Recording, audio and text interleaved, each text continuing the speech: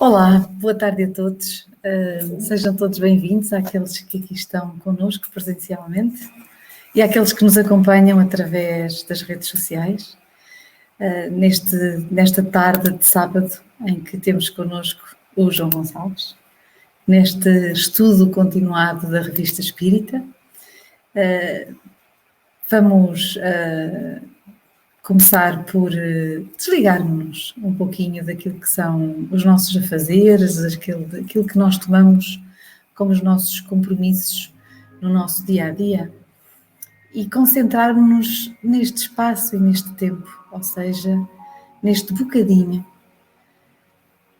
que nós reservamos para nós, para aqui em conjunto não só uns com os outros nesta família que todos acabamos por nos tornar em torno do mesmo objetivo, que é esta aprendizagem, para nos dedicarmos à nossa espiritualidade. E vamos começar por agradecer a Deus, o Pai Criador, pela sua obra, da qual nós somos parte, somos centelhas divinas da sua criação, e é tão importante termos isso em conta no nosso dia-a-dia.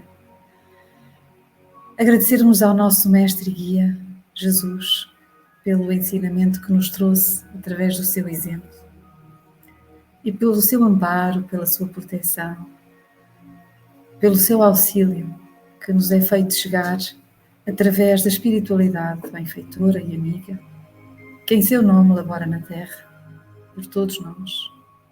Agradecemos aos nossos guias e agradecemos à equipe espiritual da ACEIA a oportunidade de aqui estarmos, desta aprendizagem, de podermos estar aqui pelo próprio pé, de termos liberdade para podermos nos deslocar e estarmos aqui da forma como cada um de nós quer.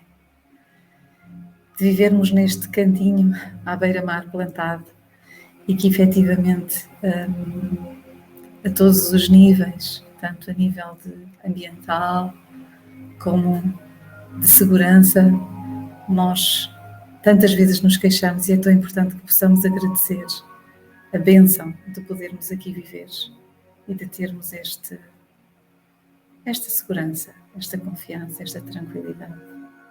E pedimos ao nosso Mestre que possa abençoar todo o planeta e que possa fazer chegar a todos aqueles que sofrem, seja a sua dor de que natureza for, um pouco que seja, do bálsamo que nós aqui vimos buscar.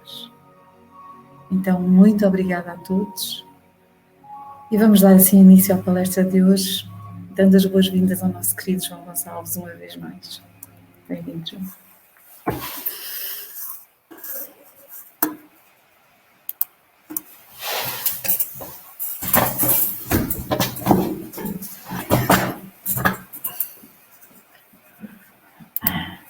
Ora, então, boa tarde a todos, aos que estão presentes aqui na sala. É um gosto reencontrar-nos aqui, fisicamente também.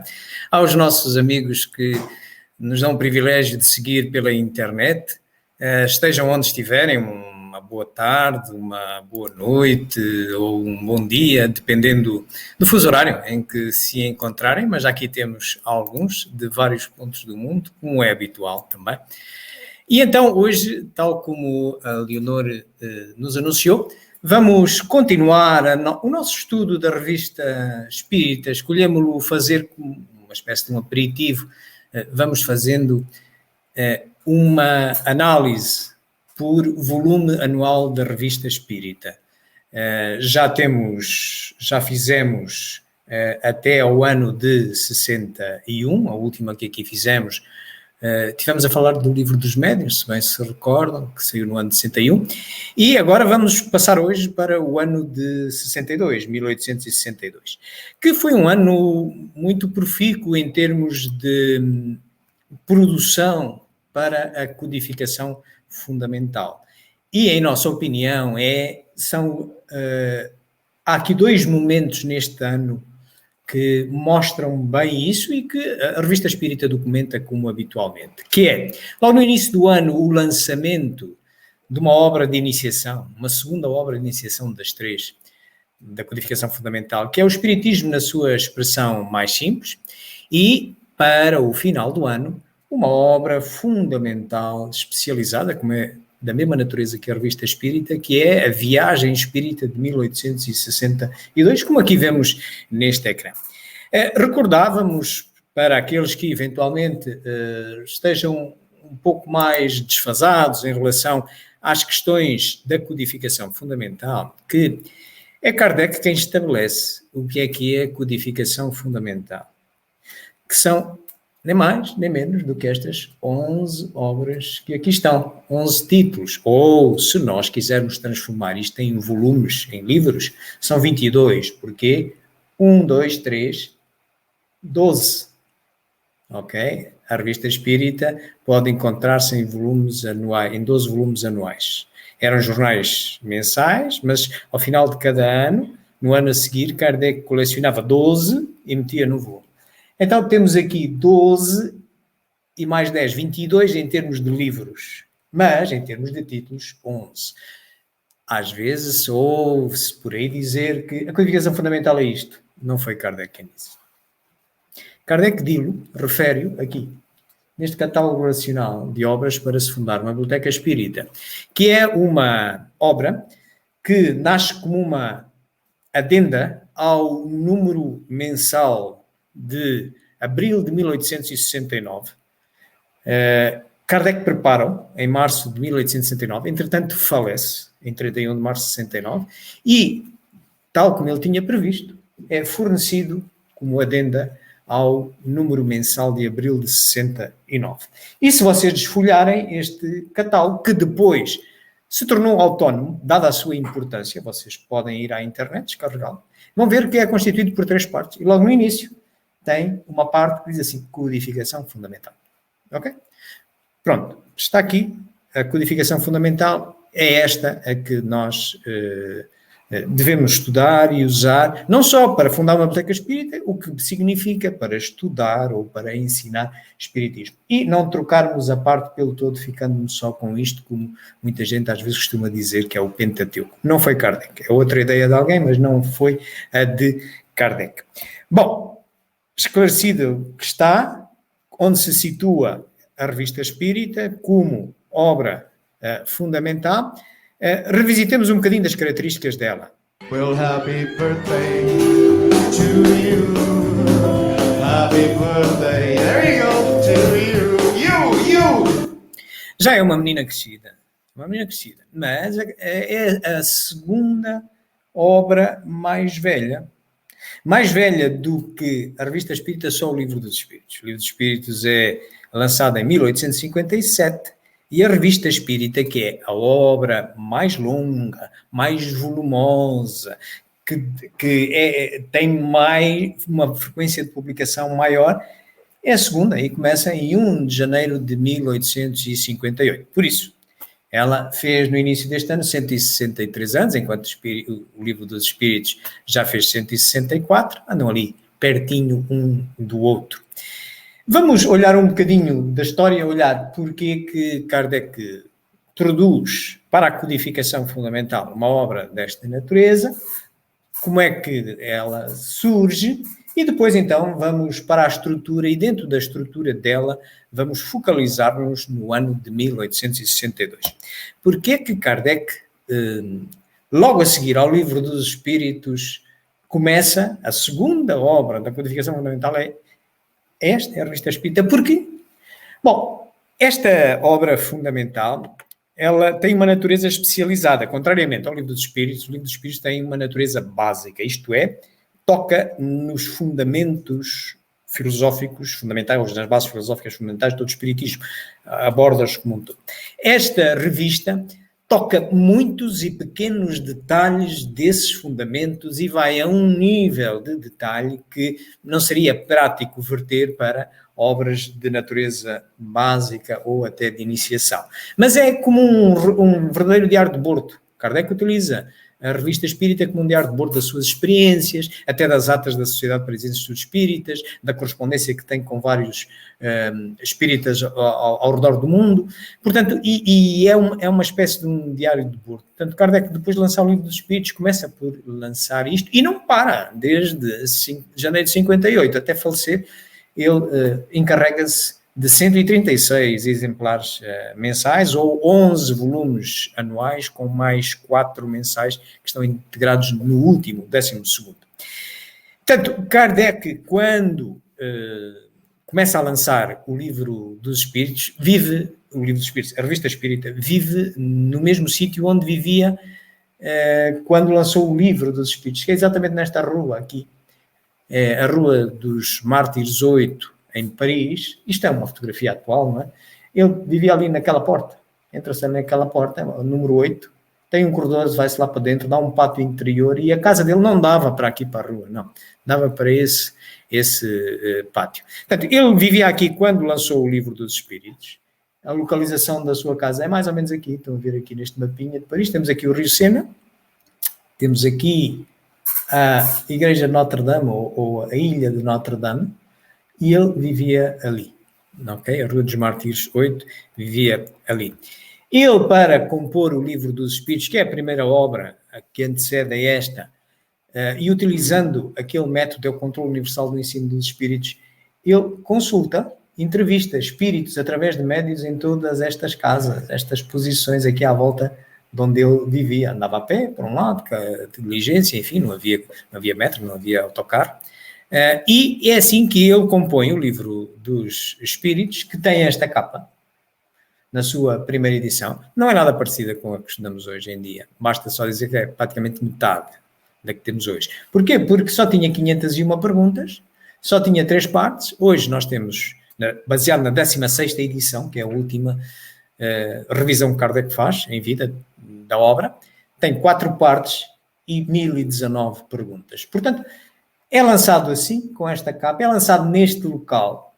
Isto é uma fotografia atual da Galeria de Orleans.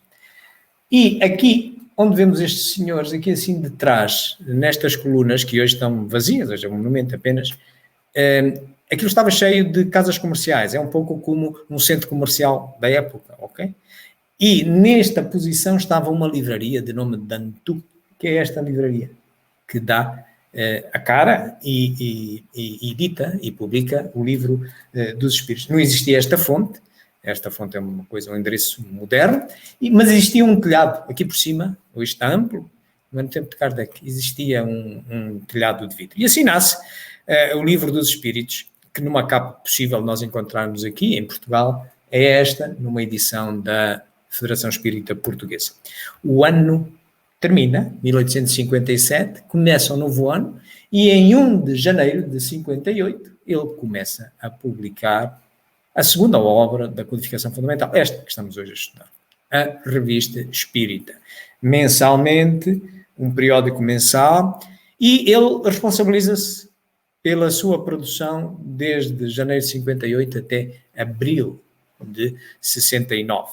Ele chamou-lhe também a revista, um jornal de estudos psicológicos, dada a relação muito íntima entre a ciência psicológica e a espírita, pelo menos na sua visão, no tempo dele, ou Revista Espírita. Esta é a capa da primeira. Nós, como vos disse, podemos encontrar, e aqui na nossa biblioteca temos de certeza, em volumes anuais, uma capa possível, por exemplo, do ano 58 é esta, mas todas estas obras estão disponíveis na internet para descarga gratuita, estão livres de direitos, todas elas, portanto, também para quem gosta de ler em sistemas digitais, pode descargá-las gratuitamente. Portanto, se bem recordados estão, o que é que nós tínhamos antes da Revista Espírita na codificação fundamental? Só tínhamos isto, ok? E então depois nasce a Revista Espírita e as restantes. Okay? Portanto, é nesta altura que vai nascendo a Revista Espírita, já estão a ver qual é que é o objetivo que ela persegue. Se nós agruparmos aquelas 11 obras por afinidades, nós reparamos que há pelo menos 3 afinidades distintas, 3 objetivos distintos. Kardec era um pedagogo, extraordinário. Portanto, ele formou-se como professor e gostava muito de ensinar e procurar os melhores métodos de ensino. E daí ele ter no conjunto das 11 obras, ter produzido obras com objetivos diferentes. Temos aqui estas três que são de iniciação. É por onde se deve começar a estudar o Espiritismo. Temos aqui estas, que são as básicas, natureza básica, endereçam as questões, as bases fundamentais do Espiritismo, as tais 5 que muita gente confunde com a codificação fundamental, o Pentateuco, e temos também 3 de natureza especializada, já estão a ver, como a da Revista Espírita, que trabalha múltiplos temas, com uma profundidade enorme, revisita temas, enfim. Também temos a Viagem Espírita, esta obra que hoje vamos estudar, que é produzida junto com esta, reparai, uma de iniciação, 1862. É um ano profícuo, 1862, 1862. Estão a ver aqui? 2 das 11 obras neste ano a ser postas cá fora. Portanto, a Revista Espírita também de natureza especializada, leva a profundidade os considerandos da sua viagem espírita mais importante. Já vamos recapitular isso. E os caracteres da Revelação Espírita, que leva a um detalhe muito profundo sobre as características do Espiritismo enquanto filosofia e ciência. Ela é a última a aparecer, de todas estas é a última a aparecer, e até integra o primeiro capítulo da primeira parte da Gênesis. Mas Kardec entendeu que a devia também isolar como obra, dada a sua importância e dado a refletir a ideia mais amadurecida que Kardec tem sobre o Espiritismo ao longo de toda a codificação, porque é a última a ser publicada, a ideia mais amadurecida. Portanto, perante isto, o que é que nós tínhamos? Tínhamos o Livro dos Espíritos. Perante uma doutrina como esta, que até tem obras de iniciação, o que é que manda o bom senso?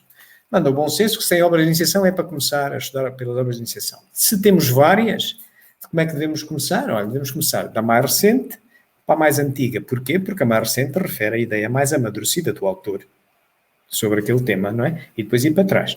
E também devemos ir da mais simples para a mais completa. Porquê? Por a lei da causa do menor esforço, a lei do menor esforço. Se me disserem assim, olha, tens aqui estas 2 obras para perceberes o que é o Espiritismo, por qual é que eu iria começar? Eu iria começar por esta. Porquê? Porque é só mais pequena.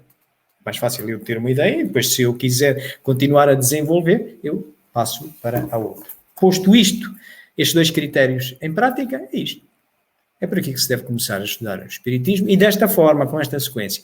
Começar pelo resumo da Lei dos Fenómenos Espíritas, que é a última obra de iniciação que Kardec produz em 1864, mas simultaneamente é a mais simples. A gente, quanto mais vai sabendo, maior capacidade de resumo tem. Assim aconteceu com Kardec. Esta obra só tem 42 capítulos, lê-se no instante. E até começa por ser começa por ser produzida mesmo, na Revista Espírita, vamos falar dela, em 1864. Depois, a seguir, deve ser esta que hoje vamos também revisitar, o Espiritismo na sua expressão mais simples, em 1862, que tem 60 capítulos. É um bocadinho mais gordinha que a outra, não é? E, por fim, o que é o Espiritismo? 1859, que é mais antiga, mas também, se pegarem aí num livro, é como este, tem 190 páginas hoje em dia. Portanto, é por aqui que nós devemos começar. Isto é como se fosse o abecedário do idioma espírita. Não nos vamos pôr a ler um texto, ou prosa, ou literatura, sem conhecer o ABC. Isto é o ABC. Depois, então, e Kardec estabelece isto claramente numa das obras da Codificação Fundamental Básica, no Livro dos Médiuns, em 1861. O que é que existia? Existia o Livro dos Espíritos, existia a Revista Espírita, existia esta obra, ainda não existia nenhuma destas, portanto só existia o que é o Espiritismo, e é publicado o Livro dos Médiuns, portanto 4 das 11. E Kardec, se forem às noções preliminares, a primeira parte do Livro dos Médiuns, no capítulo 3, que diz do método, lá ele explica como estudar o Espiritismo naquela época, em 61, havendo só 4 obras. Não havia nenhuma destas, só havia esta, só havia o Livro dos Espíritos, só havia a Revista Espírita e estava a ser lançado o Livro dos Médiuns. E o que é que ele lá diz? Podeis consultar, é assim. Comecei por aqui. O que é o Espiritismo? Ele não mandou começar pelo Livro dos Espíritos. Porque é que nós, passado quase 200 anos, teimamos em começar pelo Livro dos Espíritos. Porquê? Se calhar é por ignorância nossa, é por não conhecermos o resto da obra.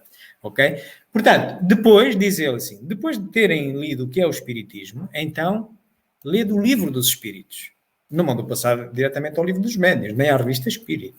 Mandou passar, sim, ao Livro dos Espíritos. Digamos que é a prosa, tem as bases filosóficas fundamentais. Depois de eu perceber o ABC, eu estou em condições de perceber coisas que ali vêm. E já vos digo, quem entrar por aqui vai ter 2 problemas, pelo menos, para resolver. Que é a diferença entre espírito e alma e a diferença entre subjugação e possessão. Claramente. E tem sido de discussões infindáveis nos nossos centros espíritas. Porque exatamente começaram por aqui. Se tivessem começado por aqui, tinham isso tudo aclarado. Ok? Depois ele diz, depois do Livro dos Espíritos, então, pegai na Revista Espírita, esta hoje que estamos a estudar, e tematicamente, então orientai o vosso espírito, os vossos estudos pelas outras. Cá estava o Livro dos Médiuns que estava a sair na altura. Portanto, nessa altura só existia esta. Ok? E assim sucessivamente. Portanto, esta é a nossa proposta de estudo. É um pouco como se imaginássemos uma casa. Se o edifício da codificação fundamental for comparado a uma casa, o que é que nós encontramos nos alicerces? As 3 obras de iniciação. Por onde se deve começar, qualquer casa. O que é que encontramos no chão, que assenta logo diretamente sobre os alicerces? O Livro dos Espíritos. Depois temos as colunas. Qual é a coluna mais importante? É esta. A Revista Espírita. Foi Kardec que eu disse. Bom, ao método do Livro dos Médiuns. Portanto, pegando nesta, tematicamente, então agora ide às outras. As outras colunas, muito importantes, certo? São as tais que as pessoas têm vindo a confundir, a marcar aqui assim um limite, a dizer, isto é que é a codificação. Não. São apenas colunas que apoiam o edifício da codificação e até assentam claramente em sapatas do chão, que é o Livro dos Espíritos, em cada uma das partes, mas nem sequer é a trave-mestra. A trave-mestra é esta. E depois, como qualquer casa, 2 obras especializadas, que é a Viagem Espírita de 1802, que hoje vamos estudar junto com esta, produzidas no mesmo ano, e os caracteres da relação espírita guarda íntima relação com a Gênese, tal como já vos dissemos. Foi um repassar da importância da Revista Espírita, da sua integração na codificação fundamental e da forma como devemos olhar e servir-nos da codificação fundamental para estudarmos. Passemos, pois, ao tema de hoje. E no tema de hoje, vamos seguir aqui diretamente para o ano de 1862, em que vamos revisitar estas 2 obras. É um ano, olha, comparável ao de 64, também tem 2 obras, e ao de 68. Estes são os 3 anos mais profícuos da produção da codificação fundamental. Mergulhemos então em 62. Logo em janeiro de 62, na Revista Espírita, Kardec usava também a Revista Espírita para anunciar novas obras que ia lançar. E se nós viermos aqui ao último item de janeiro, ele fala no Espiritismo na sua expressão mais simples. Portanto, já havia, como obra de iniciação, havia uma que era o que é o Espiritismo, de 59. Mas, caros amigos, são 190 páginas. Vocês estão a ver que Kardec... O que é que havia? O que havia em 62? 62 que havia Livro dos Espíritos, a seguir Revista Espírita, a seguir o que é o Espiritismo, a seguir Livro dos Médiuns. Era isto que havia. E o que é que, perante isto, as pessoas, tal como nós hoje em dia, preferimos começar de uma coisinha pequenina do que esticar-nos logo num calhamaço, iam dizendo a Kardec, não nos arranja aí uma obra mais simples para a gente se decidir se interessa pela doutrina ou não, em vez de ir para 190 páginas, ou ter que estudar o Livro dos Espíritos, o Livro dos Médiuns e a Revista Espírita, que já ia em 18 exemplares mensais. Portanto, é uma coisa... E então Kardec, atendendo a estas solicitações, ele ia percebendo como é que as pessoas iam reagindo ao Espiritismo, decide, então, lançar esta obra, que vem de alguma forma a ser um resumo do que é o Espiritismo. Realmente, o que é o Espiritismo é uma obra de iniciação, mas bastante interessante. É a única que espelha as duas únicas definições que Kardec dá de Espiritismo, logo no preâmbulo. Nós já tratamos dela aqui, numa destas análises. Portanto, e ele lança esta obra. Esta obra é lançada com estes capítulos, digamos. Tem uma história do Espiritismo, vale a pena ler, e é dentro desta história que estão as únicas alterações que Kardec faz ao longo de todas as várias edições desta obra. E é numa área reservada à relação espiritismo-religião, religiosidade, é a única alteração. Esta obra nasce com 60 capítulos, é rearranjada apenas em termos de organização dos capítulos e estabiliza assim, com esta divisão em 4, mas mantém sempre 60. Se vocês forem verificar, da primeira à última edição, são sempre 60. Podemos ver daqui, só para estimulá-los a que vocês queiram ler, ele, neste artigo da Revista Espírita, que vinha em janeiro, ele diz exatamente isto, que o objetivo desta publicação é dar, num panorama muito sucinto, um histórico do Espiritismo, lá está, e uma ideia suficiente da doutrina dos Espíritos. Por isso ele divide em resumo do ensino dos Espíritos, as máximas dos Espíritos e uma mensagem final, a fim de que se lhe possa compreender o objetivo moral e filosófico. Pela clareza e simplicidade do estilo, procuramos pô-lo ao alcance de todas as inteligências. Contamos com os todos para ajudarem na sua propagação ou divulgação. Portanto, ele diz aqui qual é o objetivo desta obra. Vejamos, então, este capítulo em particular, que é o capítulo que é mexido, digamos, que tem várias alterações. Kardec reviu todas as suas obras, exceto uma, que é esta que vamos hoje também ver, não é esta que estamos a ver agora, de iniciação, mas é a Viagem Espírita de 1862, mas só por um motivo muito lógico. A Viagem Espírita de 1862 é o relato de uma viagem que ele fez. Então não há aqui nada para alterar. Ou fez ou não fez. Ponto. Já nas outras todas, não. Há a natureza filosófica e a natureza científica. E o progresso determina que nós mudemos de opinião.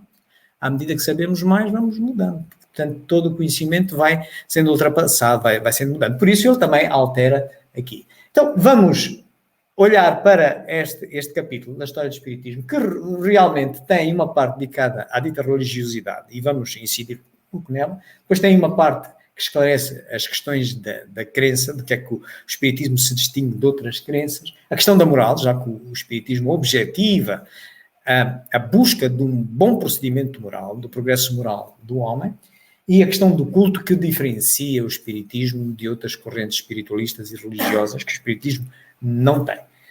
Vamos recapitular uma breve história do Espiritismo.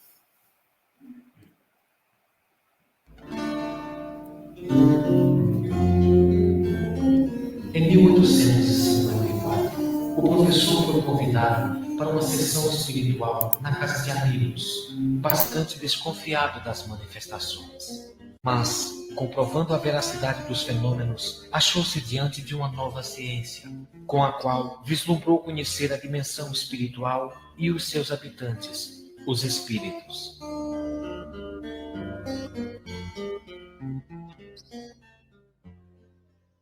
Foi aí que, pela primeira vez, presenciei o fenômeno das mesas que giravam, saltavam e corriam. Assisti então a alguns ensaios muito imperfeitos da escrita mediúnica. Sem dúvida, havia ali um fato que necessariamente decorria de uma causa. Foi nessas reuniões que comecei os meus estudos sérios de espiritismo. Tomou para si a tarefa de investigar aqueles efeitos e suas causas, sem preconceito ou dogmatismo, tal como um cientista, fazendo uso da observação e da razão.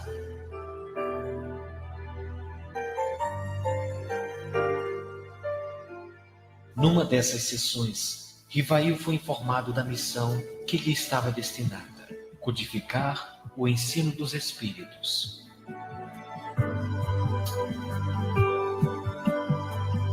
Para distinguir seu trabalho profissional como pedagogo e a nova fase de sua vida, passou a usar o pseudônimo de Allan Kardec. Conforme a revelação da espiritualidade, esse nome era o mesmo que havia usado em uma reencarnação, quando havia sido um sacerdote druida. Estava inaugurado o trabalho da codificação espírita. Num período aproximado de 2 anos, Allan Kardec participou ativamente de sessões com os espíritos, valendo-se de vários médiuns, pondo em prática o seu plano de pesquisa dialética, ou seja, perguntas e respostas sobre todos os assuntos de interesse comum. Foi então amparado por entidades de elevada hierarquia espiritual, devotos como São Luís, Santo Agostinho, Erasto, Fenelon, Emmanuel e o Espírito da Verdade. A compilação desses estudos foi publicada em O Livro dos Espíritos, a 18 de abril de 1857, em Paris, França, que podemos considerar também como a fundação do Espiritismo. Queridos amigos, é isto que nós podemos encontrar, é mais extenso, a história isto é um resumozinho em vídeo, mas convido-vos a ler. Conta a história toda na visão do próprio Kardec, de como é que tinha chegado a esta filosofia e a esta ciência, porque, só por curiosidade, os fenómenos de Hydesville, em 1848, do outro lado do Oceano Atlântico, ao pé de Nova Iorque, deram origem a uma religião, espero que vocês tenham conhecimento disso, uma religião espiritualista americana, que é hoje a curadora daquele parque onde estava a casa que entretanto ardeu das Irmãs Fox. Mas tem lá um parque. Deu origem a uma religião. Foi exportada para a Europa e essa religião existe no Reino Unido. E mais, até tem uma universidade de mediunidade. Portanto, os mesmos fenómenos deram interpretações religiosas e deram interpretações filosóficas e científicas. Em França, para Kardec, passados 6 anos daquilo, ele olhou para aquilo de outra vista, de outra visão. E ele conta aqui essa história, vale a pena recapitular.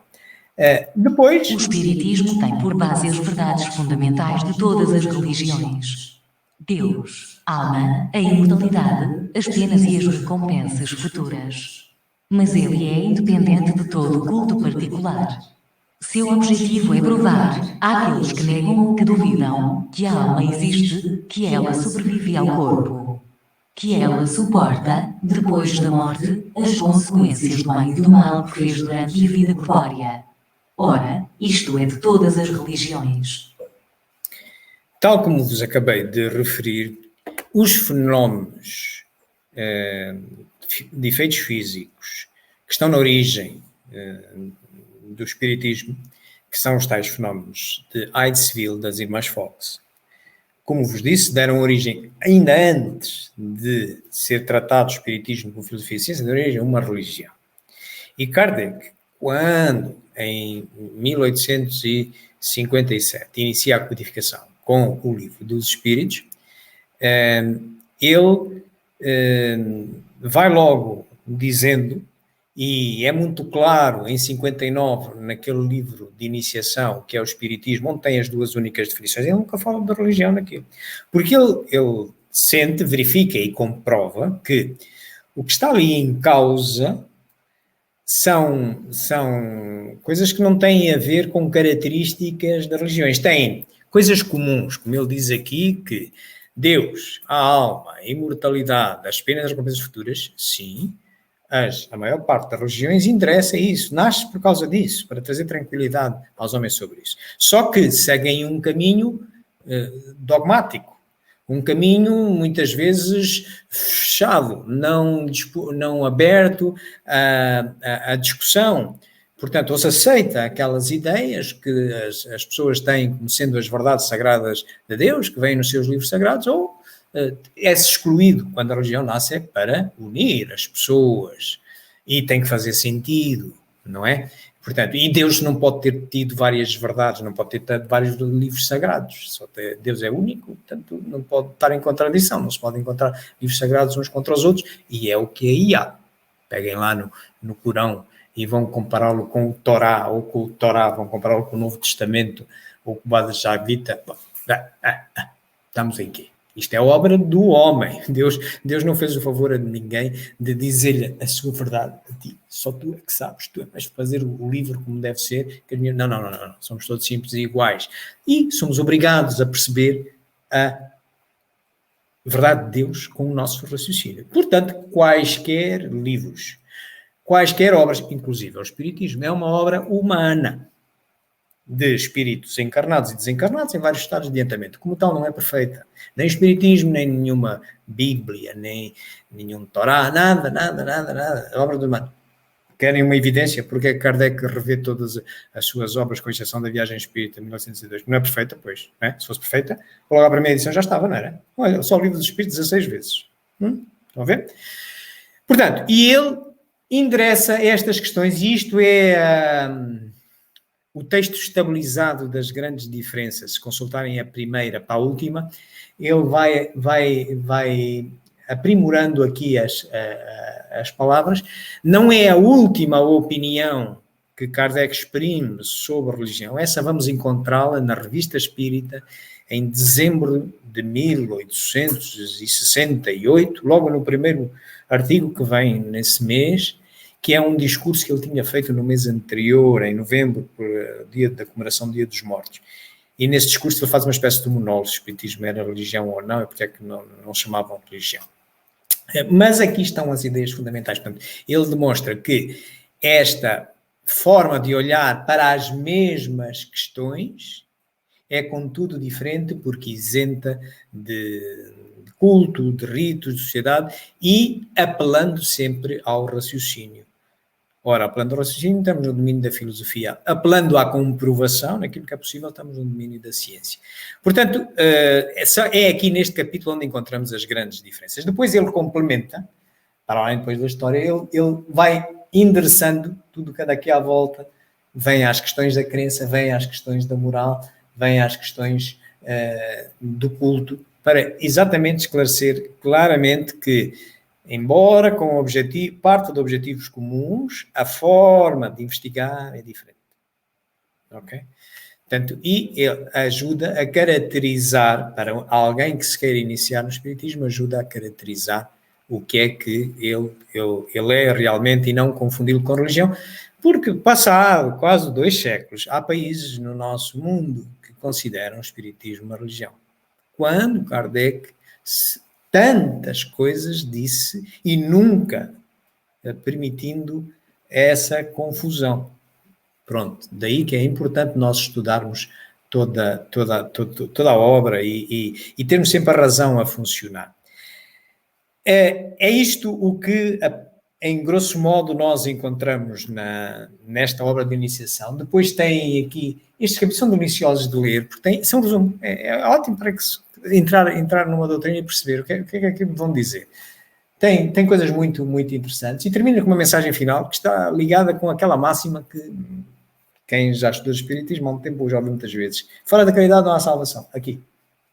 Em 62 aparece aqui. Mas também vai aparecer nesta obra da Viagem Espírita de 1862. Bom, isto é apenas um aperitivo para se lançarem nesta obra de iniciação, se ainda lá não chegaram. Agora vamos para o final do ano, para a última obra que sai este ano, que é a Viagem Espírita de 1862. Portanto, se o Espiritismo, na sua expressão mais simples, é a de iniciação e era a quinta, a seguir ao Livro dos Médiuns, 61, vem o Espiritismo na sua expressão mais simples, e no final do ano vem a Viagem Espírita 1862. Estamos na 6ª obra das 11. É um relato da maior viagem espírita de Kardec. E se nós formos a novembro, da Revista Espírita, cá encontramos todas as suas viagens, conhecem-se documentadas na Revista Espírita, conhecem-se 7 viagens espíritas de Kardec. 6 em França, entre as quais esta, e uma ao estrangeiro, à Bélgica, a única que ele faz ao estrangeiro, em 1864. E ele dava sempre, fazia o relato na Revista Espírita. Esta, para além do relato, ele acha tão importante que cria uma obra fundamental. E porquê é que esta viagem é importante? Esta viagem é a terceira viagem. Ele começou por fazer viagens espíritas. A primeira foi em 1860, é a primeira. Depois, 61, ok? E esta é a terceira, 62. Portanto, ele fazia viagens espíritas pela França para ir apoiando a divulgação do espiritismo, dando orientações aos grupos, etc. Nos 2 anos anteriores, a primeira que ele faz em 60, sai de Paris, passa aqui por Mâcon, vem a Lyon e vai a Saint-Étienne e volta outra vez para trás. No ano a seguir, ele faz este mesmo trajeto, mas agora vem aqui a Bordeaux, deste lado, e depois volta outra vez para trás. E no terceiro ano, que é a maior de todas, ele veja o circo pela França Oriental. Portanto, ele visita 20 cidades, estas cidades todas que aqui estão, 50 reuniões, anda 6 semanas. Ora, a comboio, onde havia comboio, é um bocado insípida ainda a linha férrea. Ora de carruagem, de cavalo, ou até de barco. Aqui assim, de Bordeaux para La Rochelle, ele foi de barco. E dá esta volta toda. Portanto, ele recolhe desta viagem muitas e boas informações, muito importantes para se compreender a organização do movimento espírita. Na nossa opinião, é um livro incontornável para quem tenha obrigações de direção de uma casa espírita. Mostra como Kardec visualizava o movimento espírita, como é que ele nasceu, o que é que ele fazia e qual era a ideia dele. Portanto, e então ele colige esta obra que sai no final do ano. Esta obra tem este sumário, tem um prefácio, depois tem umas instruções gerais, tem uns discursos, ele preferia uns discursos em Lyon, em Bordeaux, tem umas instruções particulares aos grupos, associações espíritas, sociedades espíritas, e anexou-lhe um projeto de regulamento de sociedade espírita para servir de referência. Mas este projeto de regulamento é o mesmo da Sociedade Parisiense de Estudos Espíritas, que ele já tinha colocado como um dos capítulos finais do Livro dos Médiuns, em 1861, no ano anterior. Portanto, e nesta obra, vamos só olhar para as impressões gerais e vamos ver o que é que ele... Estamos a 5 anos do início do Espiritismo, estamos a 5 anos da publicação do Livro dos Espíritos. E o que é que ele verifica? Ele verifica coisas muito interessantes, como, por exemplo, a aceleração do crescimento de adeptos. Ele vai na terceira viagem e ele vem sempre registrando, se vocês forem ler na Revista Espírita o relato das viagens anteriores, ele constata um crescimento em 60, é interessante. Em 61 ele verifica que já passou aos milhares, eram centenas só em 60, passa aos milhares em 61 e aqui vai decuplicar. Ele em 62 verifica que isto vai andar mais. Portanto, e ele diz, no espaço de um ano esse número foi decuplicado. Esse é um fato constante que ninguém pode contestar. Portanto, o Espiritismo ia interessando bastante as pessoas como alternativa a correntes dogmáticas que não davam as melhores explicações aos problemas do homem que nós vimos naquela obra de iniciação, há pouco.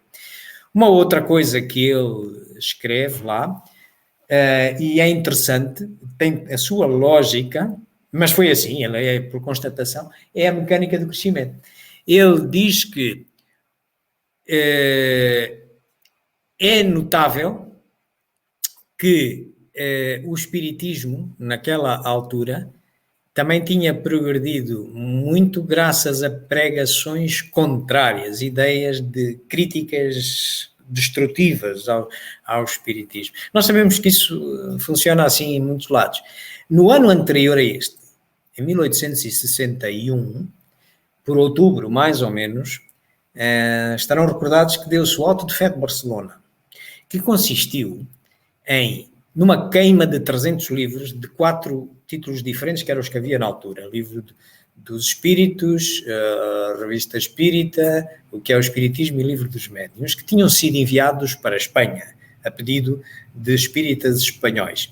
E o bispo católico de Barcelona, de apelido Palau, que tinha o poder conferido pelo Estado espanhol de interditar mercadorias que ele achasse, nomeadamente livros, que ele achasse que fossem contra a religião católica, ele confisca estes livros à entrada da alfândega e toma uma atitude repressiva e exemplar na ideia dele, que é, para que todos saibam o que é que lhes acontece, eu vou mandar queimar estes livros em asta pública. E mandou-os queimar em asta pública em Barcelona. Ora, aquilo realmente, o que é que aconteceu? Os livros em si, há muita gente perdida no meio de Espanha e pelo resto do mundo, o que é isso de espiritismo? Mas espera aí, um bispo mandou queimar 300 livros?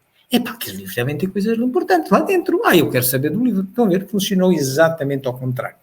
E claro, ele verifica que isso também se estava a suceder ali, porque, dado investigar assuntos comuns que as religiões investigam, mas de forma distinta, trazendo verdade distinta, automaticamente, ainda hoje, todos conhecerão sacerdotes de N confissões que olham para o espiritismo de lado, porque se sentem que, bom, é outra verdade, estão a mexer com a minha, não é? Portanto, isto é uma constatação que ele verifica também. Uma outra que ele verifica é a forma como o espiritismo se desenvolve. O espiritismo não começou nas classes mais baixas, nem começou nas classes mais altas. Começou exatamente nas classes médias. E porquê? Porque são as classes médias que normalmente unem alguma disponibilidade de tempo e algum conhecimento. Vão às escolas, interessam-se pelas questões. Os lá de cima, os muito ricos, muitas vezes são os preguiçosos primeiro, às vezes até ficam analfabetos a vida toda. Os pobres, mais pobres, as classes laboriosas não têm tempo de ir à escola, não têm recursos de ir à escola, têm que lutar todo o dia para a sua sobrevivência. Então, o espiritismo realmente, ele começa nas classes médias porque se indaga, se questiona, e é depois, já dos postulados justificados filosoficamente e cientificamente, que as outras classes o absorvem. E ele verifica, por exemplo, no ano de 61, ele verifica que há um grande boom, quando aquilo aumenta das centenas para milhões, há um grande boom nas classes laboriosas, porque também traz consolo estas interpretações filosóficas sobre as questões da imortalidade da alma, etc. Traz consolo a toda a gente, mas é diferente um consolo que é justificado, que a gente, tem razão, do que aquele de, tu vais para o céu, tu vais para o limbo, tu vais para o inferno. Calma, ok? Portanto, ele verifica isto. E também nessa altura ele já verificava uma coisa muito interessante. Olhem, a série de países que já se iam interessando pelo espiritismo, ok? Também, ele não cita aqui Portugal, mas Portugal também não cita a Espanha, tinha havido o Auto de Fé de Barcelona no ano anterior, mas, portanto, estão a ver, vai-se expandindo para lá das fronteiras de França. A outra coisa que ele verifica é a seriedade da pesquisa espírita. Estamos há 5 anos e ele verifica que onde quer que se pesquise, podemos dizer com avidez, busca-se o lado filosófico, moral e instrutivo. Em nenhum lugar vimos a prática espírita reduzida a motivo para distrações, nem as experiências serem conduzidas como diversão. Isto é, se o espiritismo, de alguma forma, teve o seu... levou Kardec a refletir sobre factos, fenómenos que eram utilizados para diversão, tipo as mesas girantes, os copos a girarem para um lado e para o outro, etc., não sei o que mais.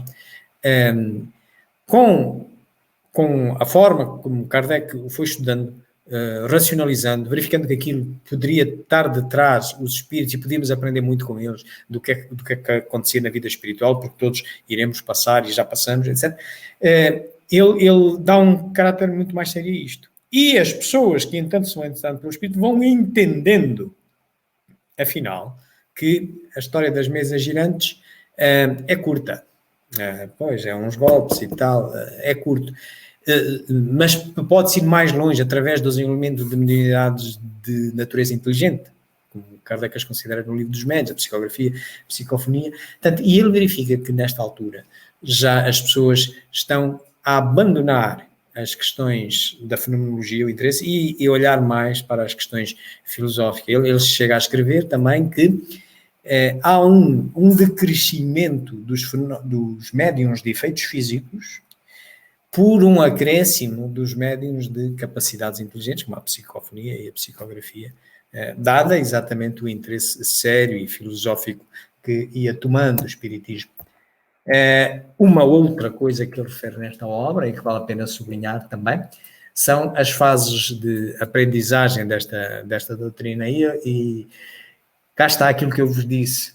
Portanto, há uma evidente diminuição dos médiuns de efeitos físicos à medida que se multiplicam os médiuns de efeitos intelectuais. Estão a ver? Pelo interesse filosófico, perceber.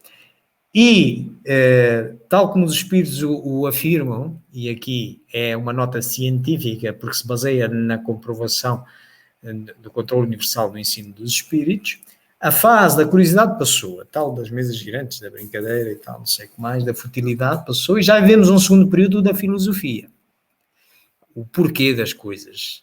O que é que se passa do outro lado? Somos nós? Era o meu pai, afinal, estava ali, que tinha falecido aqui. Era o fulano tal. Ok.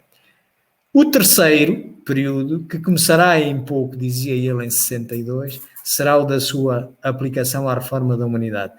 Bom, já deve ter começado. Mas estamos nele, não estamos. Porque isto de ser espírita não é conhecer as obras todas, é mesmo de mudar interiormente, não é? Levar à prática aquilo que o espiritismo nos traz. Portanto, estamos nisso e tem muitas mais outras coisas nesta obra, por isso vos recomendo, em particular, quem tenha obrigações de direção de uma casa espírita. Queridos amigos, era isto que eu tinha para vocês. Estaria agora à vossa disposição para qualquer questão que me queiram fazer sobre este assunto ou outro relacionado. Com isto começaríamos aqui pela sala e depois, se houver alguma questão aqui na internet, vamos também recuperá-la. Sou todo ouvidos. Silêncio, nem uma mosca diz qualquer coisa. Deixa-me lá olhar. Então, enquanto vocês pensam, deixem a mosca voar, deixem-me olhar aqui para os comentários. Há aqui um comentário, não há uma pergunta, mas há aqui um comentário da nossa amiga Lubélia Dias, que ela diz uma coisa que é assim: o espiritismo, na sua mais simples expressão, está-se a referir àquele título daquela obra, ou a doutrina polarizada. Bom, eu não sei se estou a interpretar bem este termo. De polarizar é polos, não é? Agrupar em polos. Bom, de alguma forma, obrigado, Lubélia, pela pergunta. Sim, de alguma forma, nós ao olharmos para aquela obra dividida naqueles capítulos que ali vimos, digamos, são vários polos. Ele fala do resumo do ensino dos espíritos, ele fala da história, tem uma mensagem final.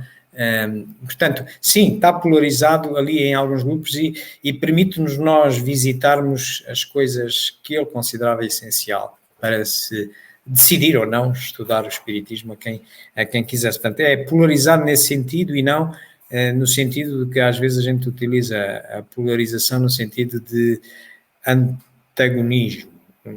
Portanto, a palavra é o que é, o nosso vocabulário é curto e nós temos sempre que ter em atenção o que é que queremos significar com as palavras quando elas são curtas, ok? Portanto, e este termo polarizar pode significar várias coisas e eu quero esclarecer claramente, não há aqui nada de choque de ideias dentro da organização da obra. Alguém se pode chocar com as ideias que lá vêm, mas ainda bem. Ainda bem, é bom. É bom quando a gente se choca com uma nova verdade, a pessoa séria vai, mas é assim, espera aí, por que é que eu não cheguei a esta conclusão? O que é que eles estão a ver que eu não estou a ver? Ótimo, serve, e por aí a obra pode trazer isso. Todas as obras de iniciação têm essa característica também, ao serem condensadas. E, nomeadamente, o que é o Espiritismo, se repararem, tem, na primeira parte, tem 3 conferências. Só tinha 2, nasceu só com 2, mas depois passou a ter 3. Tem uma que é o crítico, uma conversa com um crítico, de contraponto, outra que é com um cético, e a que está acrescentada, não nasceu na primeira edição, mas apareceu mais tarde, é a do sacerdote. Portanto, mas não tem nenhum nem tom agressivo, nem tom depreciativo, é uma conversa justificando, mostrando a razão filosófica e científica naquilo que é possível, que o Espiritismo tem de coisas comuns. Todo homem se preocupa com a sua vida, se preocupa com o que é que lhe vai acontecer após a morte, nem que seja quando sentir que a vida física já está a ir, o que é que me vai acontecer? Ok. Com isso, com Deus, enfim, uma série de coisas.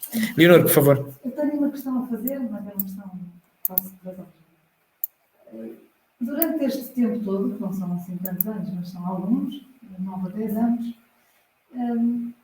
eu nunca já tinha ouvido falar da viagem espírita, acho que isso foi, se calhar, dos primeiros livros que tive, mas o espiritismo na sua expressão mais simples e os caracteres da revelação espírita e uma outra obra que falaste há pouco, que eu não me lembro o nome, costumas falar, não são comumente estudadas em Portugal, pelo menos. Não sei se as pessoas que aqui estão partilham comigo. E eu até desconheço, e isto é uma pergunta, se, por exemplo, a Federação tem estas obras publicadas. Ou se tiveste, a Viagem Espírita tem, que eu tenho esse livro, não é? E o Catálogo Racional das Obras para se Fundar a Biblioteca Espírita. Portanto, estes 3 livros são muito pouco estudados, são muito pouco falados no meio, digamos, no meio espírita.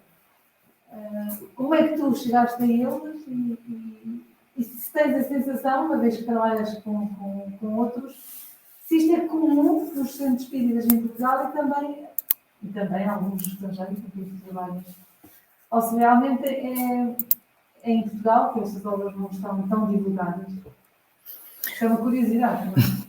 Obrigado pela questão. Para os amigos internautas, eu não sei se conseguiram ouvir bem, mas rapidamente resumo a pergunta da Leonor. Porquê é que parte destas 11 obras que aqui estão são tão pouco conhecidas e nem muitas vezes os órgãos federativos pegam nelas e as publicam e as traduzem para as línguas de cada país? Eu vou emitir a minha humilde opinião. Pode haver outras verdades. Primeira grande razão. Se Kardec realmente, em 1869, abril de 1869, lançou isto, agregado à Revista Espírita, então desde 1869 que ele define o que é isto. 160 e tal anos depois, escapou-se-nos.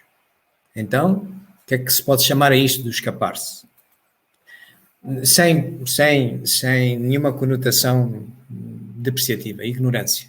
Eu também sou ignorante em muitas coisas. E também era ignorante disto. Ignorância.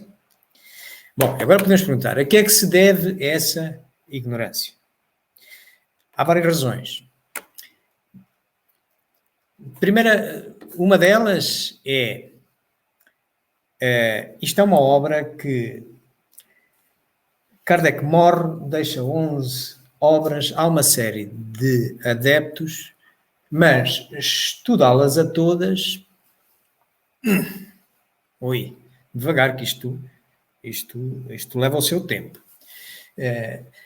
Logo a seguir, a Kardec ter falecido, para quem conhece a história de França, França resolve declarar guerra à Prússia. Mas tramou-se.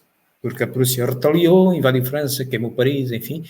Portanto, só isto no ano de 71, foi um ano terrível, só em 72 é que as coisas começam a ficar calmas, e é quando até aparece uma reimpressão da Gênesis, que depois foi pensada que era adulterada, etc., por aí adiante.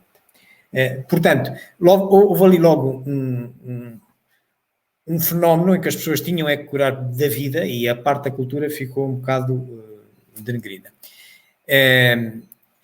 Portanto, isto é o normal. Nós alguém conhecer com profundidade uma determinada doutrina, uma determinada filosofia, exige estudo. Todos nós também vamos medindo o tempo, vamos olhando para o que é que nos interessa, salto para esta, salto para aquela, e vai-se andando. Portanto, o tempo vai andando, vão acontecendo uma série de eventos. Na Europa depois acontecem 2 guerras mundiais. O espiritismo extrapola-se para outros países e, por exemplo, nomeadamente no Brasil, e desde tenra idade, digamos, desde o século XIX, que no Brasil o espiritismo está implementado. Aliás, o movimento espírita português nasce com uns irmãos que eram portugueses, mas estavam no Brasil, vêm para aqui, para a zona de Braga, e isto é antes da Federação, ainda na República, e começam a ter umas sessões espíritas, têm um grupo de estudo espírita e tal. E só em 1926 é que a Federação se levanta. Mas a nossa Federação também, com o fascismo, foi abaixo, não foi? Portanto, teve proibido o espiritismo. Portanto, e quem diz aqui, Portugal diz ali em Espanha também levou com Franco, aquilo também foi abaixo, ficou reprimido. Ora, em tempos de repressão, depois não sobra o tempo e a tranquilidade para estudar as coisas todas, fica-se pelo essencial, e o essencial é aquilo, pelas razões que nesta viagem em Espírito 62, ele diz lá que aquele aumento de duplicar, ele já vinha a dizer isso em 61, era fundamentalmente nas classes laboriosas, aquelas classes que precisavam de consolo. Portanto, e quando nós estamos em dificuldades perante coisas da vida, uma guerra, uma pandemia, não sei quanto, a gente fixa-se no consolo. Então, se eu encontrar um livrinho com umas mensagenzinhas que me consolem a alma, eu nem vou estar a pesquisar porque sim, se não, está-me a consolar a alma. E então, o que é que fica como livro de entrada, porque é o primeiro, porque era o mais falado, porque é o mais revisto? Este. E chegamos, assim, no Brasil, o que é que acontece? No Brasil ainda acontece uma outra coisa que tem muito impacto na Europa, que é, no Brasil, acabou por se lhe dar às pessoas que meditavam sobre estas questões, etc., iam organizando o movimento espírita no Brasil, talvez por problemas sociais, talvez até por problemas de relacionamento com o Estado, algum benefício económico de aceitação, se o espiritismo fosse considerado uma religião e não uma ciência e uma filosofia, acabaram por definir no Brasil como religião. E ainda hoje se vê isso, que é filosofia, ciência e religião. Quando não é moral, portanto, tem religião, enfim. Ora, isto, ao levar para o lado religioso, significa que não se leu estas obras. Olha, não se leu esta. Vemos hoje, o Espiritismo na sua expressão mais simples. Já nem vou falar, não se ler esta que tem as definições, não se ler esta que tem a última ideia sobre a relação entre Espiritismo e religião. Kardec não fala nisso, nunca falou. Mas, portanto, aquilo é conotado como religião, as pessoas menos cultas à procura de consolo, o que lhe dizem, é religião, é uma religião, olha, é uma boa, em vez de eu ir ali ao padre, ou à religião evangélica que eu vou aqui, que esta até porreiro e tal, é diferente. Portanto, e o que é que isto provoca? Nós hoje sentimos isso todos de alguma maneira. As religiões, de um modo geral, não estão muito bem vistas. E porquê? Porque todas as organizações humanas têm uma grande inércia. A gente vê. A gente, olha, vamos olhar para as finanças, não é? Vamos olhar para a saúde, vamos olhar para as igrejas, é a mesma coisa, tem uma grande inércia. Depois, quando começam a ter hierarquias e chefes e não sei o que, é aquilo, começam a ter ritos e sacerdotes e uns caminhos e tal. E depois as pessoas acabam por também, o seu amor próprio, os chefes daquelas religiões, portanto, eles é que são as pessoas que sabem e tal. Portanto, isto... E nós sentimos isto na nossa sociedade aqui em Portugal. Hoje estamos mais cultos do que estávamos há uns anos. Os meus avós eram analfabetos. Ok? Não estamos a falar de há muitos anos, estamos a falar 80 anos atrás, 90 anos atrás. Portanto, hoje há a obrigatoriedade de escolaridade. Hoje os nossos filhos questionam-se, não é? E então, com acesso aos meios de internet e tal, questionam-se tudo e mais alguma coisa. E a gente tem que ter boas respostas para lhe dar. Também verificamos que os nossos filhos, hoje, contrariamente a quando nós fomos criados, olham para as religiões um bocadinho assim mais de lado, não é? Pois, porque realmente alguma coisa lhes está a bater que aquilo não está a dar a melhor ideia. Ora, nas sociedades que têm o beneplácito de ter sistemas de educação já mais apurados, como são as dos países europeus, o que a gente verifica é que a religião... E se a religião, nem quero saber disso. Eu religião não, tem cá a minha, né? E vamos andar. E isso acontece. Em França sente-se isto. Em Portugal sente-se isto. Quando se tenta conotar isto com religião. Em Espanha sente-se isto. Portanto, e tudo isto é uma grande... há aqui uma grande inércia que até os movimentos espíritas, as organizações federativas dos movimentos, têm dificuldade em ultrapassar, porque umas se apoiam nas outras e querem ter uma ideia de unicidade, só que o convite do espiritismo não é ter uma ideia de unicidade como se tem nas religiões, é de unicidade no sentido de bem proceder. Mas se houver uma melhor forma de proceder do que aquela que eu tinha, desde que me demonstrem, seremos unos nessa. Eu passarei a estar uno contigo que me ensinaste uma forma diferente. E não ter que alinhar, porque tu és a dirigente, ou porque tu és a chefe, ou porque tu és a fulano. Não, nada disso. O que é que acontece também em Portugal? Portugal é também reflexo disso. Agora as coisas vão começando a aparecer. Esta pandemia, tal como estabelece a lei moral da destruição, todos os flagelos gerais só servem exclusivamente para acelerar o progresso humano. E com esta pandemia, a gente passa a ter um bocadinho mais tempo para estudar estas coisas. Entram-nos vários centros espíritas pela casa adentro de nós no sofá, não é? O que significa entram-nos várias ideias de várias partes do mundo. A gente não está limitado só aos palestrantes da nossa casa espírita, às ideias da nossa casa espírita, e a gente começa a perceber de uma série de coisas. Portanto, eu também fui, junto com a Leonor, frequentamos um centro nas Caldas, há muitos anos atrás, onde fizemos algumas ações de formação. Então, nessa altura, todo o ensino era baseado nisto.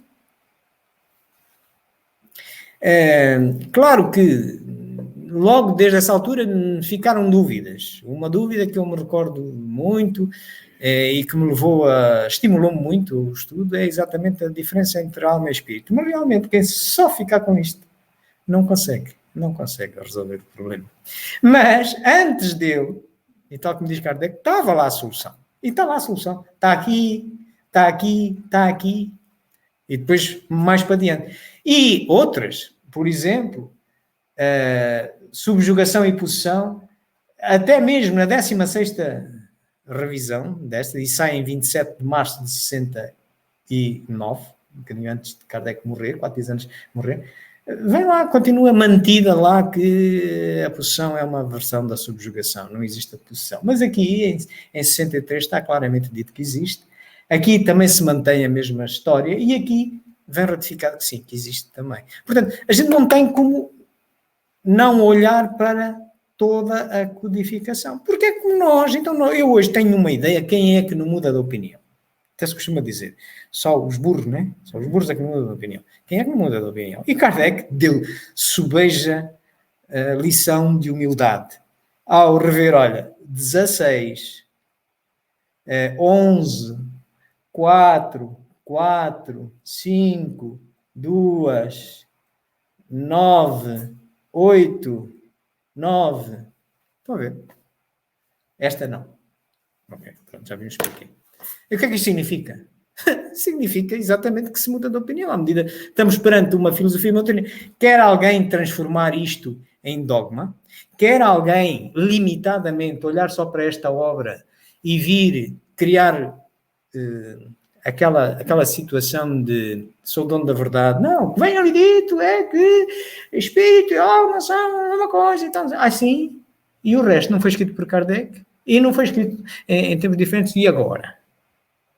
Então estamos a falar do mesmo Kardec, não estamos? Estamos a falar do mesmo Kardec. Portanto, claro que tudo isto agora nos leva a que eu só descobri isto recentemente. Um bocadinho antes da pandemia, mas sim, descobri. Ao ter descoberto isto, pronto, agora começa a ser fácil perceber qual era a ideia genuína de Kardec. E faz todo o sentido. Querias fazer uma pergunta? Desculpa. Um bocadinho à parte. E também, é assim, existem muitos centros espíritas em Portugal e, segundo as diretrizes do Kardec, a instrução dos espíritos, há uma forma de se fazer uma casa espírita. Não é? De se orientar. De se orientar, okay. Uma casa espírita.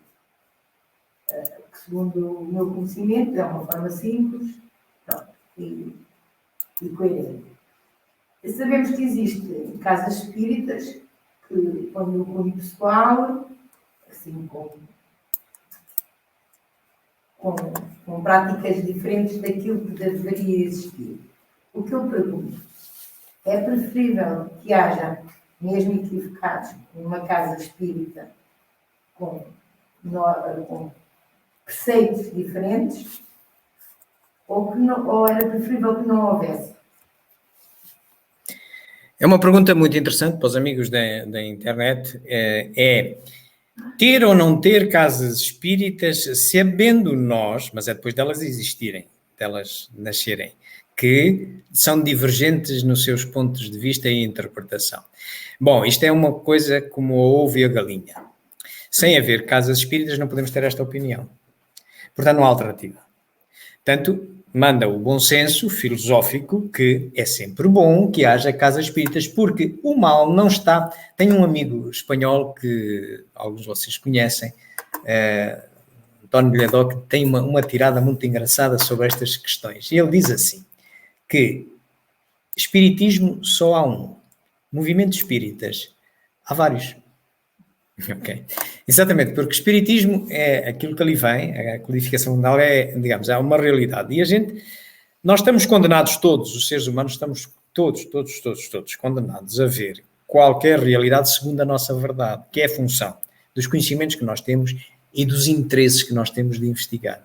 E então, dá interpretações diversas. Não há nada de mal nisso, zero mesmo, é importante. O haver divergência de opiniões é importante. O que é mau é as pessoas apaixonarem-se a tal ponto pela sua verdade, fiquem cegas, e já não vou dizer que recuem há 20 séculos atrás e crucifiquem alguém, como aconteceu com Cristo, porque vinha com uma ideia diferente da de Moisés sobre a lei de Deus e foi crucificado. Graças a Deus hoje já não se crucifica. Mas criar conflitos, não querer escutar, não querer olhar para as evidências, isso é que não está bem. Mas mais vale haver alguma coisa do que nada haver. Mais vale haver uma escola e um hospital aberto do que nada haver. Mais vale haver um hospital que nem faça cirurgias, mas faça pensos, do que não existir. Mais vale que haja uma escola que só faça os primeiros anos, o ABC, do que não existir. Depois o espiritismo é uma solicitação individual, é algo que nós todos devemos entender. Contrariamente aos movimentos espiritualistas organizados e dogmatizados, que a gente tem que estar formatado e seguir aquelas ideias e aqueles ritos e tal. O espiritismo não, o espiritismo deixa tudo em causa. O que é que isto importa para cada um de nós? Importa que a responsabilidade do progresso é nossa, é individual. Isto é, tem que fazer sentido aquilo que tu me dizes, tem que fazer sentido para ti aquilo que eu te diga, e só beneficiamos os dois de conversarmos e mudarmos de opinião. As ideias... Costuma-se dizer que mais vale ser feliz que ter razão. Porque é mesmo assim, as ideias são uma produção nossa, e ninguém é perfeito, portanto pode ter... Então Kardec não se equivocou a respeito da posição da subjugação. Então, ele próprio e os espíritos não se equivocaram, não conseguiram encontrar uma terminologia adequada para separarem logo de início alma e espírito. Só mais tarde é que vem clarificar isto. Portanto, sendo concreto para a tua pergunta, é assim: haja bastante centros espíritos. Kardec recomenda, haja pequenos grupos, que é mais fácil a harmonia, e depois que se habituem a dialogar. E Deus saberá porque é que esta pandemia veio escancarar as portas fechadas das casas físicas dos centros, mas abrir para o conhecimento que aqui temos. Sim, por favor. Anteriormente, comentou sobre a criação de uma religião das irmãs a partir das mesas girantes nos Estados Unidos. Ela desenvolveu literatura como a parte de Allan Kardec ou ficou só... Como se ela se estabelece hoje? Ok, a pergunta é sobre a outra ideia espiritualista que deu origem os fenómenos das irmãs Fox nos Estados Unidos em 1848, que se transformou numa religião, e tem esse nome, é a religião espiritualista americana, e na Inglaterra, não sei se mantiveram o americano, mas é a mesma coisa. Portanto, tem pastores, é como digo, na Inglaterra tem, aqui há tempos, entrevistamos num dos nossos canais, o reitor de uma universidade de médiuns, Inglaterra. Portanto, veem a mediunidade de outra maneira. Kardec, com o auxílio do ensino dos espíritos, confirmou que isto é uma capacidade orgânica, sim, verdade, mas médium é só meio. É só um meio, é um violão. Ou há músico ou não há músico. Portanto, se eu vou montar um curso, garantir a alguém que se vai aproximar de mim, venha fazer um curso que você vai ter espíritos, diz Kardec que poderá ter ou não, mas se tiver, tem aqueles que se afinizarem com esse intuito, eventualmente, de ganhar dinheiro, etc., por aí adiante. Portanto, esta verdade para mim colhe mais, tem mais lógica. Mas, claro, mas também tem valor, se calhar, ir a essa faculdade, a essa universidade, e conhecer-se técnicas. Há muitos médiuns por esse mundo fora, porque a mediunidade é apenas uma ferramenta de que se serve o espiritismo, não é nada, nenhum feudo do espiritismo. Portanto, e realmente as irmãs, o caso das irmãs Fox, dessas pancadas naquela cabana, deram origem, uma primeira interpretação foi uma interpretação religiosa típica da época, estamos a falar século XIX, 1848, portanto, aquilo, havia ali fenómenos que, bom, isto é um espírito, se é um espírito é o que dizem, então está no outro mundo e poderá estar no inferno, e dizem, agora confirma-se que pode até, sim, que haja o inferno e tal. Portanto, criou-se toda uma interpretação possível. Para desmontar isto, é preciso começar a interrogá-los, um e outro, e outro, e outro, e outro, e outro.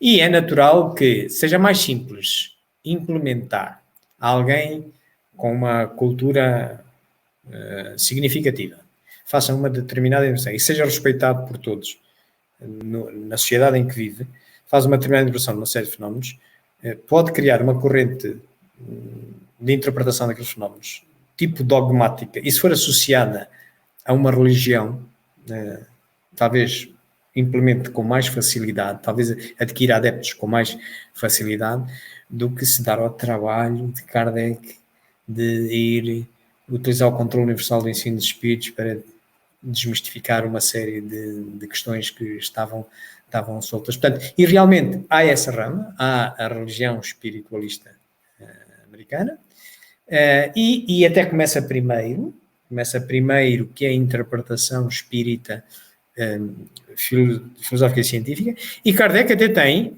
o bom senso e a humildade típica de um investigador sério. Se repararem, o termo espiritismo, às vezes também se costuma dizer, foi Kardec que criou o termo. Não é verdade, também não é verdade. E para isso, então com a tecnologia 2, desmistifica-se num instante. É só procurarem num site que é Making of American Books, em livros americanos, antes de 1855, quando Kardec se começa a interessar pelo espiritismo, procurem a palavra spiritism e vão encontrar 3 autores, 3 obras diferentes, uma delas repetida 10 vezes.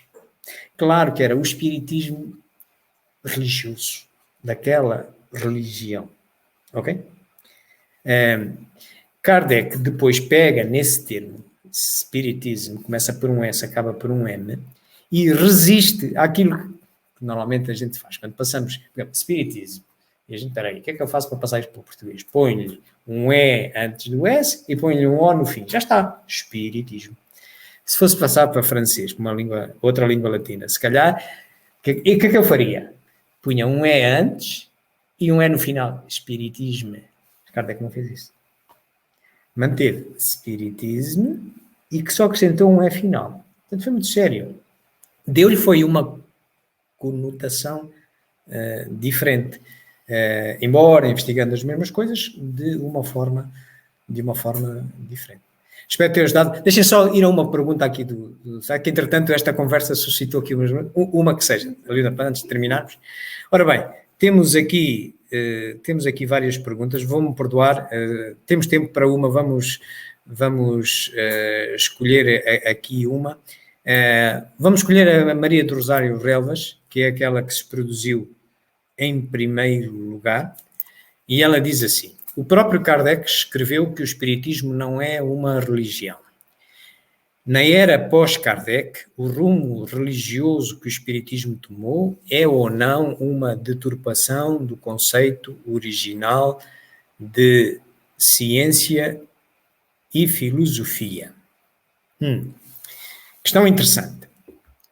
Vamos aqui por partes. Primeira parte da questão. O próprio Kardec escreveu que o espiritismo não é uma religião. Certo, estamos de acordo. E demonstrou porque é que era uma filosofia e uma ciência, porque procurava justificar pela razão as crenças que se tinham por verdadeiras, nomeadamente a imortalidade da alma, o porvir, a lei de causa e efeito, etc. Coisas que outras religiões também advogam, mas postulam de forma diferente.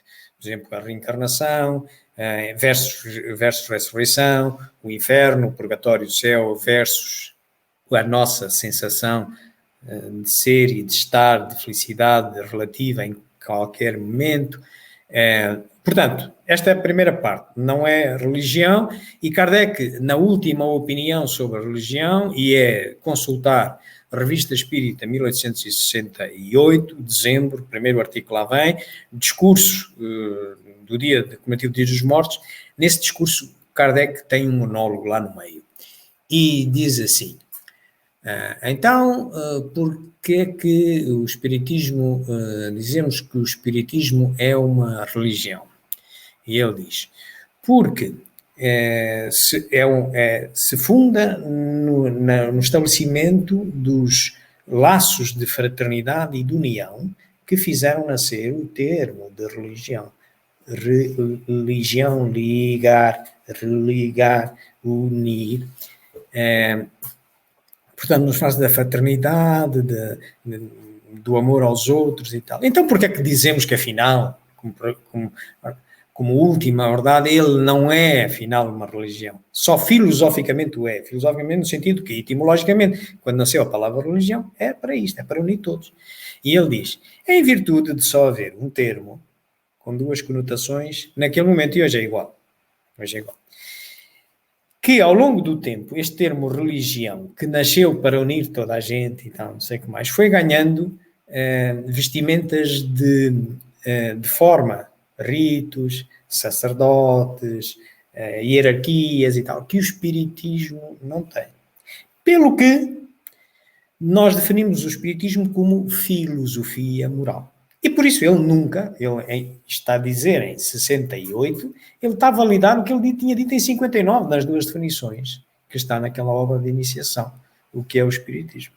Ok? Portanto, e é fácil de perceber, para quem ainda não se tenha percebido de algo gritante que há neste termo de religião, experimentar acontecerem agora aí do centro, apanhar aí alguém pela rua e dizer, amigo, peraí, olha lá, qual é que é a tua religião? E vamos supor que vocês têm uma religião e que a resposta que vem de lá não é coincidente com a vossa. O que é que normalmente as pessoas sentem? Ui, não és do meu clube. Certo? Peraí, mas a religião não era para unir, para harmonizar. Como é que a religião serve para isto? Para fazer fricções. Hoje, no dia de hoje, no século II, mata-se em nome de Deus. Mata-se em nome das religiões.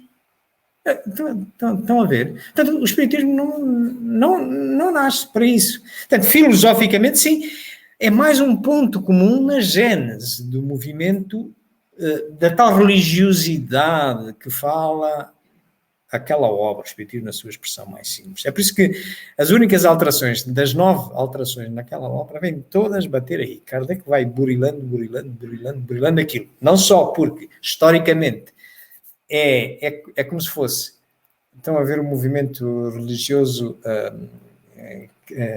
católico romano depois do cisma do Oriente ou do Ocidente do século XI, né? Aquilo põe-se a Igreja Ortodoxa para um lado e fica a Igreja Católica Romana cá deste lado da Europa. E depois chegamos ali ao século XV, Lutero, talvez baseado em Janus, que se supõe ser uma encarnação prévia de Kardec, do Concílio de Constância, e tal, vão começando a separar-se uma série de interpretações da mesma verdade.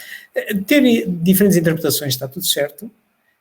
Pegar nelas para crucificar, como há 20 séculos, matar, como hoje ainda se mata, desunir, não. Estamos a perder o nosso tempo se viemos a esta casa com essas ideias. Portanto, é mesmo diferente.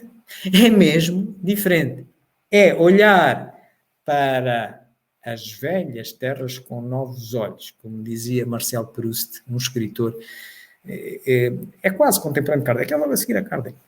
O francês, ele diz isso, que a verdadeira viagem do conhecimento não é já descobrir novas terras, pois praticamente está tudo descoberto com a ciência, o desenvolvimento que temos, o conhecimento que temos, mas é antes olhar para as velhas terras com novos olhos. Portanto, e isto faz parte da dinâmica, faz parte do conhecimento humano, termos opiniões diversas, mas é somando bocadinhos, somando, e não se apaixonando por nenhuma verdade. Portanto, quando a Maria do Rosário me pergunta se há uma deturpação do conceito original da ciência e de filosofia, eu acho que a deturpação é mesmo do conceito de religião.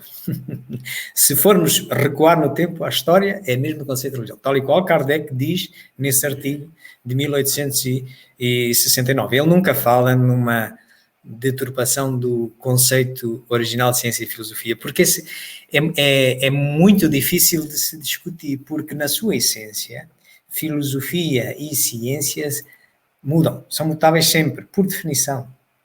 Melhor verdade substitui a anterior. É a busca, dizia Platão, que a filosofia é a busca contínua da verdade. Portanto, andamos sempre a trocar de verdade. E como a ciência é filha da filosofia, se a mãe muda, como é que a filha não muda? Portanto, ciência e filosofia, isso é inatacável, toda a gente sabe que muda. O que tem tendência a não mudar são as ideias dogmáticas, em que, infelizmente, muitas das religiões embarcaram por questões de interesse, enfim, muita coisa, orgulhos pessoais e tal. Portanto, eu diria, Maria do Rosário, que a deturpação é do conceito de religião, e por isso Kardec fugiu dela.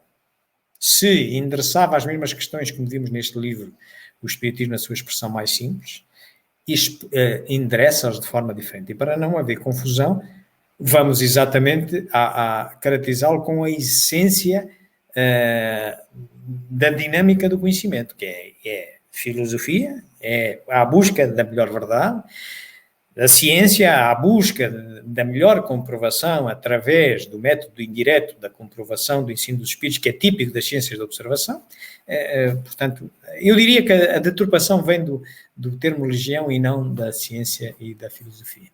Bom, queridos amigos, vão-nos desculpar, já temos 1h30 de tempo, estamos para além do que normalmente fazemos, mas é sempre bom. Pedimos imensa desculpa às outras perguntas que nós não podemos responder em direto, mas agradecemos a todos os vossos comentários, também as vossas perguntas, e a vocês, queridos amigos, e também os vossos comentários e as vossas perguntas e a vossa presença.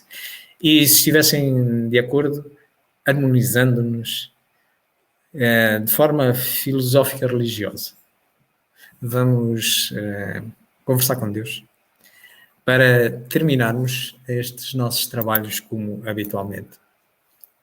Então, queridos amigos, vamos elevar o nosso pensamento a Deus, que filosoficamente já concluímos, e o Espiritismo o demonstrou muitas e muitas vezes, que Deus é a causa primeira, é única, é a origem de tudo, desta obra maravilhosa que nós vamos descobrindo pouco a pouco com a nossa inteligência e desenvolvendo filosofia e ciência, como é o caso do Espiritismo. Mas é porque esta obra existe, é porque esta obra tem estes detalhes todos em que sempre podemos olhar para as velhas terras com novos olhos e progredir. Então isto é digno de louvor. Louvado sejas, Senhor, por isso. Mas, Senhor, nós te queremos agradecer também pela dádiva desta ferramenta que é um atributo do Espírito, que é a inteligência, da qual nos servimos para nos aproximarmos de Ti. Através deste caminho mais fácil que já outros foram fazendo para nós, desta doutrina filosófica e científica, que é o Espiritismo, mas com qualquer outro caminho, desde que sempre bem racionalizado, bem intencionado, mas que é sempre fruto de um exercício inteligente. Mesmo nas doutrinas dogmáticas, alguém, em seu tempo, pensou ser aquela a melhor verdade. Deu o seu melhor da sua inteligência. Por isso nós vos agradecemos, Senhor, por essa ferramenta que nós nem sempre a sabemos utilizar da melhor maneira. E aqui vos queremos pedir exatamente que, neste particular, nos auxilies quando nós quisermos tentar impor a nossa verdade aos outros, sem aceitar diálogo, sem contrapor. Quando quisermos apaixonar-nos por uma ideia e não abrir a nossa mente a melhores verdades, e muitas vezes entrarmos num beco sem saída dos problemas do dia a dia, que alguns de nós, infelizmente, até levam para o suicídio. E neste mês de setembro, que, nomeadamente, os nossos irmãos brasileiros sempre celebram o chamado Setembro Amarelo, mês de prevenção do suicídio. Vos queremos pedir, Senhor, para aqueles que, fruto desse mau exercício da inteligência, encaram os problemas que têm como estando encostados a um beco sem saída, dos quais julgam haver como saída a morte física através do suicídio. Vos pedimos, Senhor, que lhes envieis os bons espíritos, os seus guias, a espiritualidade superior desta nossa casa espírita, recordando-nos a eles e a nós aquilo que nós somos, de onde vimos, para onde vamos, e que a perfeição está ao nosso alcance, mas é um trabalho individual que todos nós temos que percorrer. Bem-haja, queridos amigos. Um bom fim de semana a todos. Muito obrigado pela vossa presença, quer física, quer esta digital, pela internet, e então até à nossa próxima palestra, que será no próximo sábado por esta hora. Muito obrigado, queridos amigos.